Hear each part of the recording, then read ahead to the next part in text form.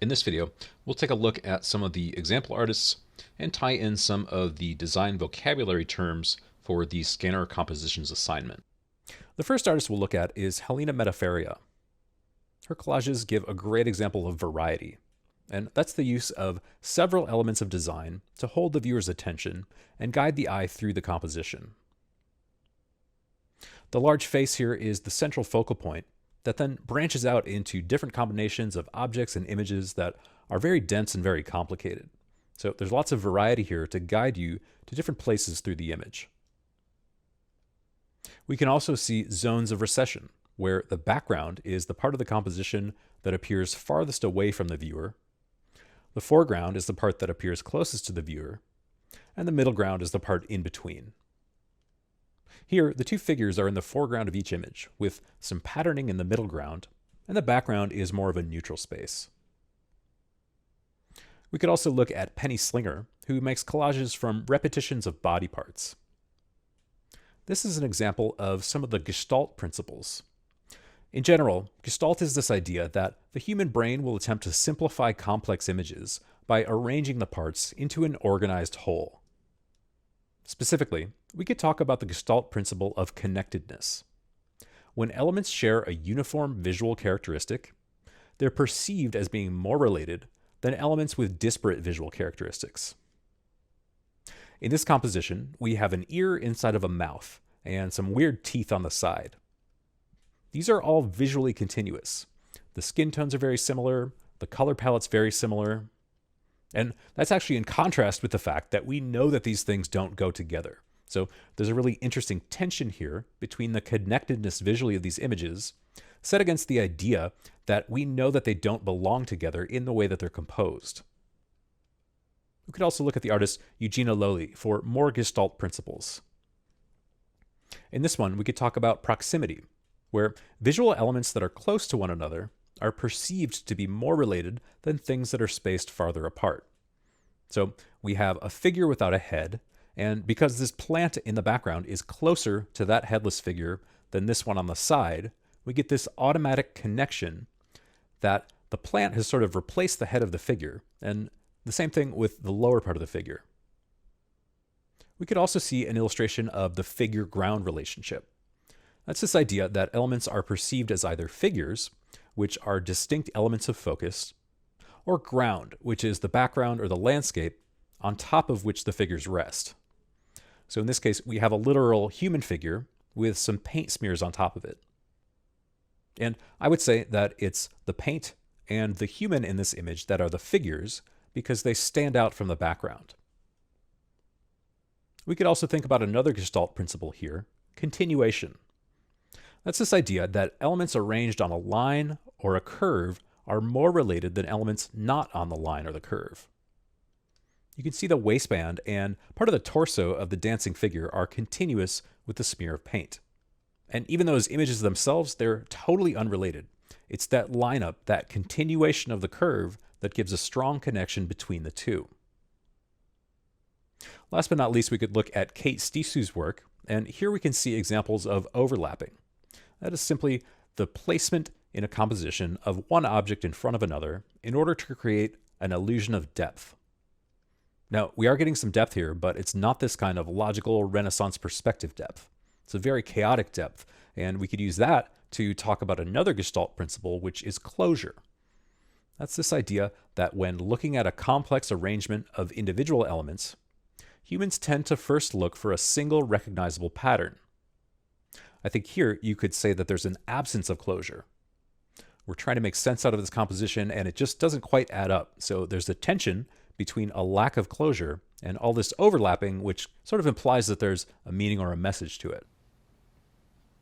Jacob Hashimoto's work is a great example of mosaic or crystallographic compositional balance. This is a type of balance that results from sort of a balanced chaos. And like you can see here, this is a composition that lacks one distinct focal point, and the elements within share a uniform emphasis. That's mostly set up here by the fact that all of the circular shapes are pretty much the same size. So this lack of hierarchy leads to what at first kind of seems like visual noise, but somehow it all works together and feels cohesive. We can see another great example of that mosaic or crystallographic balance in Manda Moran's work, where the artist has taken very close-up images of crystals which form these sort of abstract painting-like photographs. Next up, we'll take a look at the artists Bruno Mouron and Pascal Rostain, who travel to different parts of the world and collect trash and photograph it in this highly organized structure. So again, a great example of mosaic or crystallographic balance, where we're not really getting the visual sense that one piece of trash is necessarily more important than the other. It's also an example of a knolled balance, where related objects are arranged in parallel or 90-degree angles as a method of organization. John O'Reilly is a fantastic collage and photomontage artist, and in this example we can see several of our design terms. First off, proportion and scale. So that is the size of an object in relationship to another object or the whole composition. And here the artist is juxtaposing two different images, one on top of the other. Now, the similarity in proportion and scale gives us a little bit of continuity. It almost looks like the two bodies are unified as one. But the juxtaposition also gives us a contrast between the idealized body that we see in the sculpture versus the artist's own body. Overall, a great example of self-portraiture, which is a representation of self made by oneself. Jumping back a little bit to different forms of compositional balance. In this example from artist Tom Sachs, we can see symmetrical balance, where elements on each side of a median line in a composition are similar. So for instance here, we can see there's similarities if we flip the image over the horizontal axis, or the vertical axis, and even the diagonal axis. In addition to symmetry, we can also look at knolled balance, where related objects are arranged in parallel or 90-degree angles to each other as a method of organization. Cindy Sherman's work gives us an amazing amount of examples of self-portraiture. Again, a representation of the artist made by the artist. Here, we're also getting some really great effects of proportion and scale, where the artist's body is perceived as very large in relationship to the background, which is a photograph of miniature figurines. We also get a really interesting juxtaposition between the artist herself and what seems to be maybe a prosthetic tongue, giving this a really kind of jarring, uncanny effect.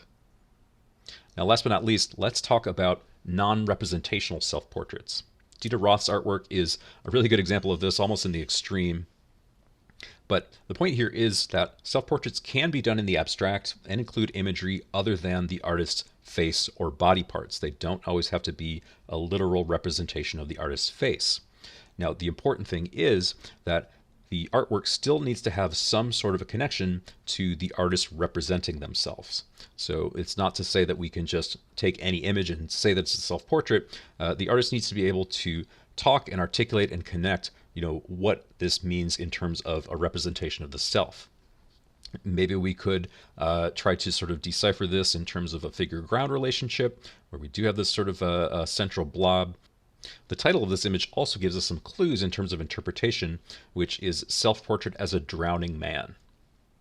So with that in mind, take some time to think about what are some of the connections you could see between this image, that title, and the idea of an artist representing themselves.